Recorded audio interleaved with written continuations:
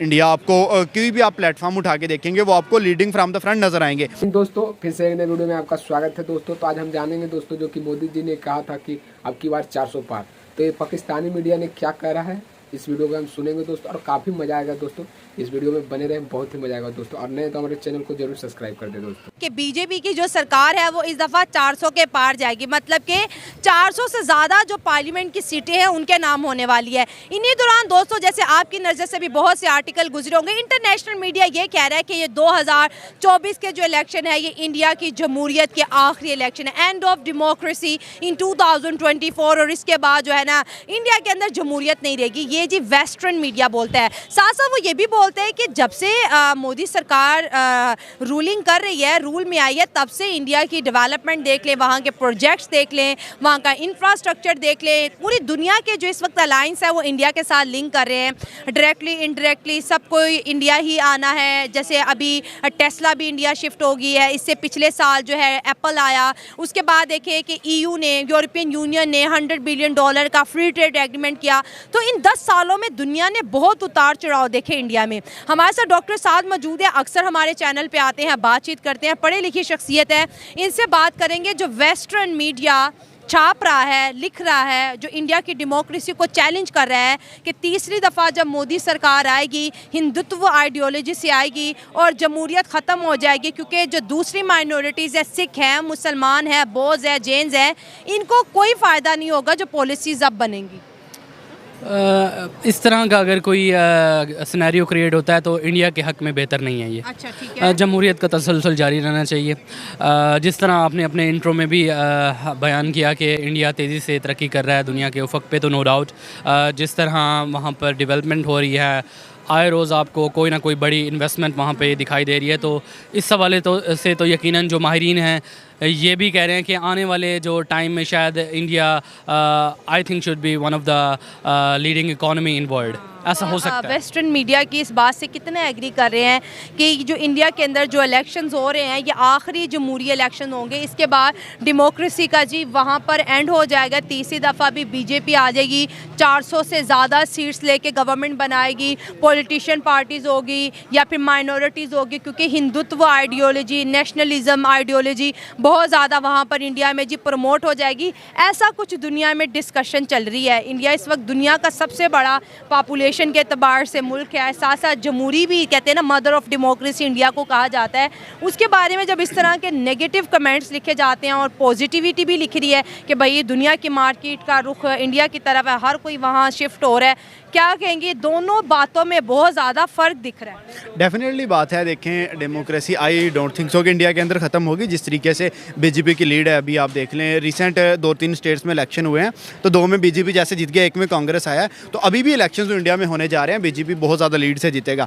देखें ये आई थिंक सो कि वेस्टर्न यूनियन, जो भी वेस्टर्न साइड है ना, वो इंडिया के खिलाफ एक प्रोपेगेंडा चला रहे हैं कि यार इंडिया के लोगों में जहन में ये बात डाल दी जाए कि मोदी आपके लिए बेहतरी नहीं कर रहा, मोदी आपके लिए अच्छे काम नहीं कर रहा। अदरवाइज़ अगर आप देखें तो आई थिंक सो के जितने प्रोजेक्ट्स उसने इंडिया को दिए हैं वो रिमार्केबल प्रोजेक्ट्स हैं। आप उसका कोई भी प्रोजेक्ट उठा के देख लें तो वो लोगों के माइंड में कोई ना कोई ऐसी चीज़ डालना चाह रहे हैं कि यार ये इनको डिवाइड करें, इनके अंदर यूनिटी देखने को मिल रही है। जब इंडिया कामयाब क्यों हो रहा है कि उसमें यूनिटी ही चल रही है। अगर इंडिया के अंदर ये यूनिटी टूट जाएगी तो इंडिया जिस तरीके से बाकी कंट्रीज़ के हालात हुए हैं, जिस तरीके से हमारे हालात हुए हैं, अगर उनमें भी यूनिटी टूट जाती है तो वो भी काइंड ऑफ इसी स्टेट में आ जाएंगे जिस स्टेट में अभी हम खड़े हैं।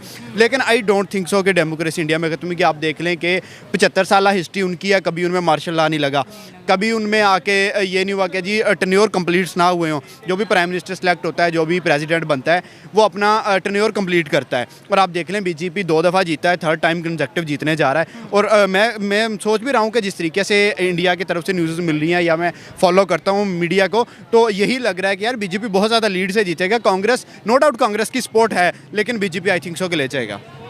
आपने एक चीज़ नोटिस की है, मोदी साहब की शख्सियत में ऐसा असर है कि उनकी बात मुसलमान हो या हिंदू, माइनॉरिटी हो या मेजॉरिटी, सब अपनी लीडर की बात ज़रूर मानते हैं, ख्वाह वो किसी भी सियासी जमात को सपोर्ट करते हो।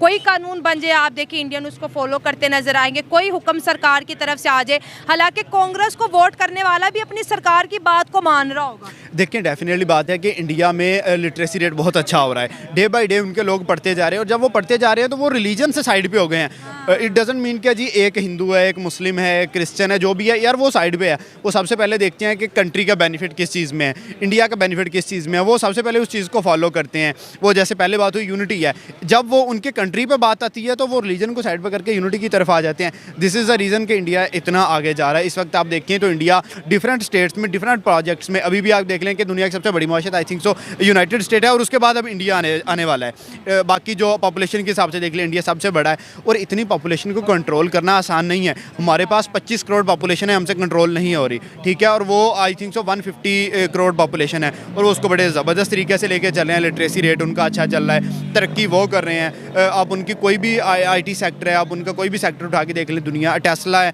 वो इंडिया में आके इन्वेस्ट कर रहा है। जो भी बाहर की कंट्रीज़ है वो इंडिया को प्रायोरिटी दे रहे हैं। क्यों? क्योंकि इंडिया ने अपनी एक इमेज बिल्ड की है, और इस इमेज बिल्ड करने के पीछे मोदी का बहुत बड़ा हाथ है। आज से 10 साल पीछे आई डोंट थिंक सो कि कोई भी चाहता था कि हम इंडिया के साथ हाथ मिलाएं। वो सब यही समझते थे कि यार इंडिया एक अंडर डेवलप्ड कंट्री है, इंडिया के पास कोई ऐसी स्किल्स नहीं है, इंडिया के पास यूथ में वो पावर नहीं है। लेकिन अभी आप देख लें कि इंडिया की वुमेंस देख लें, इंडिया के मेंस देख लें, इंडिया आपको कोई भी आप प्लेटफॉर्म उठा के देखेंगे वो आपको लीडिंग फ्रॉम द फ्रंट नज़र आएंगे। अब जैसे UK वाले इंडिया से डॉक्टर्स ले रहे हैं। अब मेरा एक दोस्त बहरीन में है, तो मैं उससे बात कर रहा यार कि बहरीन के अंदर जितने बड़े सुपर स्टोर्स हैं, जितने डॉक्टर्स हैं, वो सारे इंडिया के हैं। क्यों? उनको पता है कि यार पैसे का पॉजिटिव यूज़ कैसे करना है। वो अपने पैसे को संभालते नहीं है, वो इन्वेस्ट कर रहे हैं, इन्वेस्ट करके वो डे बाई डे उसको मज़ीद डबल कर रहे हैं, उसको मज़ीद इंक्रीज़ कर रहे हैं।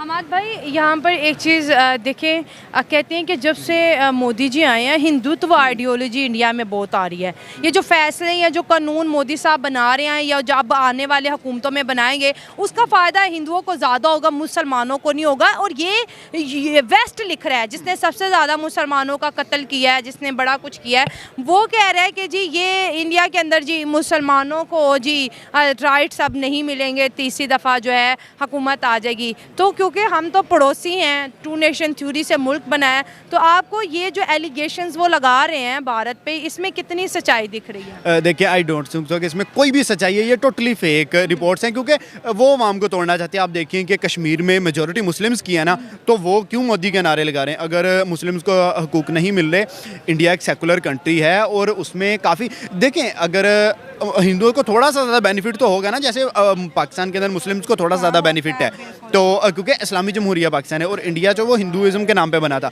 तो उसमें हिंदुइज्म को कहीं ना कहीं थोड़ा सा बेनिफिट है। हालांकि अभी तक सेकुलर ही है। हाँ, अभी तक स्टेट का रिलीजन आज तक डिक्लेयर नहीं है, वो कह रहे सेकुलरिज्म के साथ चलेंगे। लेकिन बिल्कुल ऐसा ही है कि जैसे पाकिस्तान में बोलते हैं सेकुलरिज्म, उधर भी है, लेकिन जो मेन रिलीजन होता है उसको कहीं ना कहीं बेनिफिट मिलता है, और इंडिया में कहीं ना कहीं चले हिंदुइज्म को बेनिफिट होगा। लेकिन आई डोंट थिंक सो कि वो मुस्लिम्स को इतना ज़्यादा दबा रहे हैं कि आप ये कहना शुरू कर दें कि जी मुस्लिम्स मोदी के हक में नहीं होंगे, या मुस्लिम्स जो मोदी फैसला करेगा इंडिया के साथ नहीं चलेंगे। अगर आप कांग्रेस के लीडर की बात करें, राहुल गांधी, वो भी तो एक हिंदू है ना, अगर वो आ जाएगा तो आप कैसे समझते हैं कि जी वो मुस्लिम्स को एकदम से उठा के फ्रंट पे ले आएगा? ऐसा नहीं है। अब देखें, अगर लोग बातें करेंगे कि जी इंडिया की जितनी बड़ी पोस्ट हैं वहाँ हिंदू लगे हुए हैं, हिंदू इसलिए लगे हैं कि यार पॉपुलेशन ज़्यादा है ना, पढ़ते भी हैं ना, पढ़ते भी हैं। मुसलमान अपना बच्चा मदरसे में भेजेगा, मदरसे वाले को तो इंटरनेशनल कंपनी का CEO तो नहीं ना लगाएंगे। देखें दोनों की प्रायोरिटीज़ में डिफरेंस है। मुस्लिम्स किसी और चीज़ की तैयारी कर रहे हैं, जैसे हम अपनी आखिरत की भी साथ देखें, हर एक का अपना मानना है। जैसे हम मानते हैं कि जी हमने जाके आखिरत में भी जवाब देना है, हम उस चीज़ की तरफ हैं। इंडिया वाले नो डाउट कि रिलीजन को मैं ऐड नहीं करना चाहता किसी भी चीज़ में, यार हर एक की अपनी प्रायोरिटी है, वो उसको लेके चला है। लेकिन हिंदू इस वजह से ज़्यादा बड़े ओहदों पे बैठे हुए हैं क्योंकि उनमें पॉपुलेशन ज़्यादा है। अगर आपने 100 बंदे में से किसी एक बंदे को चुनना है तो डेफिनेटली कि आपको मज़ीद टैलेंटेड मिलेगा, और अगर आप 10 में से एक को निकालेंगे तो वो आपको कम टैलेंटेड ही मिलेगा। ये रीज़न है कि आप जैसे गूगल का देख लें, यूट्यूब का देख लें, डिफरेंट साइट्स का देख लें, या डिफरेंट बड़े प्रोजेक्ट्स का देख लें, आपको और हिंदू ही हैं। देखें हमारे भाई पिछले कई सालों से ना सिर्फ सोशल मीडिया पे बड़ी मेहनत की जा रही है कि दोनों कंट्रीज़ के बीच बायलैटरल टॉक स्टार्ट हो जाएं। कश्मीर का इशू है, ट्रेड है, बॉर्डर के मसले हैं, दहशतगर्दी है, कुछ इंडिया हम पे इल्ज़ाम लगाता है, कुछ हम लगाते हैं। ये काफ़ी टाइम से ये चलता आ रहा है। लेकिन ये जो तीसरी सरकार आएगी, जैसे आपने कहा कि मैं मीडिया को फॉलो कर रहा हूँ और इस दफ़ा भी मोदी सरकार आएगी, पाकिस्तान का तो फिर कोई चांस नहीं लग रहा कि दोनों पड़ोसी बैठेंगे, कोई प्यार मोहब्बत की बात होगी। इधर भी बहुत अनएम्प्लॉयमेंट है, उधर भी बहुत बड़ा मसला है बेरोज़गारी का। जिस तरह हमारे पास यूथ है, इतनी यूथ उनके पास है। एडजस्टमेंट तो करनी है ना कहीं। इंडिया जितना मर्जी मैं कहती हूँ स्ट्रॉन्ग है, आगे जा रहा है, लेकिन कहीं ना कहीं उनके दिमाग में भी होगा ना कि यार पाकिस्तान के साथ भी मसले हमारे हल हो जाए। देखें, बात ऐसी करूँगा, बात कड़वी है लेकिन बात सच्ची है। इंडिया इस वक्त टॉप पे खड़ा है, हम बॉटम पे खड़े हैं। अगर हम इंडिया के साथ हाथ मिलाएंगे तो हमें तकरीबन 90% बेनिफिट इंडिया को देना पड़ेगा, और इंडिया हमें हकारत की नज़र से देखेगा। क्यों? क्योंकि हम उनसे नीचे हैं इस वक्त, और इंडिया हमसे बात भी नहीं करेगा। हमें कोई ना कोई ऐसा स्टैंप उठाना पड़ेगा कि हम इंडिया से बात करें, क्योंकि हमेशा ऊपर वाला नीचे वाले से कभी भी बात नहीं करता। अगर आपको इंडिया के साथ तल्लुकात या ट्रेड या कोई भी मामला स्टार्ट करने हैं तो फर्स्ट स्टेप आपको लेना पड़ेगा। पाकिस्तान तो पिछले 2 सालों से ट्राई कर रहा है, लेकिन इंडिया तो नहीं लिफ्ट करा रहा है। देखें, हमारे हालात अभी ऐसे नहीं है कि इंडिया हमारे साथ बात करे। देखें, जब तक आपके अंदर, आपकी गवर्नमेंट के अंदर कंसिस्टेंसी नहीं आएगी, आपकी गवर्नमेंट में स्टेबिलिटी नहीं आएगी, तो वो कैसे। देखें, बात इन दी एंड वहीं आ जाती है कि जब हर 2 साल के बाद आपका प्राइम मिनिस्टर चेंज होगा, हर 3 साल के बाद आपका कोई भी टेन्योर गवर्नमेंट का कंप्लीट नहीं होगा, तो कोई भी कंट्री आपके साथ हाथ कैसे मिलाएगा। अभी भी हमारे देख लेते, हमें ये हुकूमत चलती हुई नज़र नहीं आ रही। हमें लग रहा है कि आई थिंक 2 साल के अंदर अंदर ये भी हुकूमत गिरेगी। जब किसी भी कंट्री के साथ आप ट्रेड स्टार्ट करते हो, वो आप में आके इन्वेस्ट कर देते हैं, जस्ट वो 5 रुपये इन्वेस्ट करते हैं, ठीक है। आपकी हुकूमत गिरती है, उनका तो वो गया ना सारा सिस्टम। ये रीज़न है जिस वजह से वेस्टर्न साइड्स हैं या बाकी साइड्स हैं वो पाकिस्तान के साथ हाथ नहीं मिला रहे। हम कहते हैं कि जी क्या कहते हैं, चाइना और पाकिस्तान भाई भाई हैं, ये है वो है। चाइना को मफादत नज़र आ रहे हैं, उनको पता है कि यार हम सी पैक के थ्रू पाकिस्तान से पता नहीं क्या क्या निकाल रहे हैं, हमारी बंदरगाहें, पोर्ट्स वो यूज़ कर रहे हैं, उनको पोर्ट्स नहीं लग रही, ठीक है, जिस वजह से वो हमारे साथ चल रहा है। इंडिया के पास वसाइल हैं, इंडिया के पास कुदरती वसाइल जितने आई थिंक हमारे पास हैं उतने ही इंडिया के पास हैं। अब कश्मीर में देख लें कितनी खूबसूरती है, इंडिया उसको प्रमोट करके टूरिज़म को कितना बढ़ा रहा है। तो ये रीज़न है कि इंडिया को हमारे साथ हाथ मिलाने की ज़रूरत नहीं है, वो बहुत ऊपर निकल गए हैं। की मार्केट भी तो अब इंडिया की तरफ जा रही है। टेस्ला देख लें, एप्पल देख लें, इवन यूएस कहता है कि अगर आपको अपना फ्यूचर देखना है तो इंडिया आ जाओ। एक तो महंगाई कंट्रोल में है, डॉलर काफ़ी टाइम से कंट्रोल में है, एक ही चेहरा सबको नज़र आता है। अब लोगों को मोदी साहब का विजन भी नज़र आ गया है कि इकोनॉमिक डेवलपमेंट के ऊपर फोकस है, इंडिया वॉर की तरफ कभी नहीं जाएगा। डेट्स व्हाई लोग अपना $बिलियन वहाँ पर ला के फेंक रहे। चाइना के अंदर कंपनीज बंद हो रही है। देखें, डेफिनेटली सबसे मेन चीज़ यही है ना कि मोदी ने अपना विजन और इंडिया का विजन क्लियर कर दिया है कि यार अब हमने तरक्की की तरफ जाना है। अब हमने पीछे ये नहीं कहना कि जी हम कश्मीर के नाम पे लड़ाई करेंगे या हम लद्दाख के नाम पे लड़ाई करेंगे या हम किसी किस्म की लड़ाई करेंगे।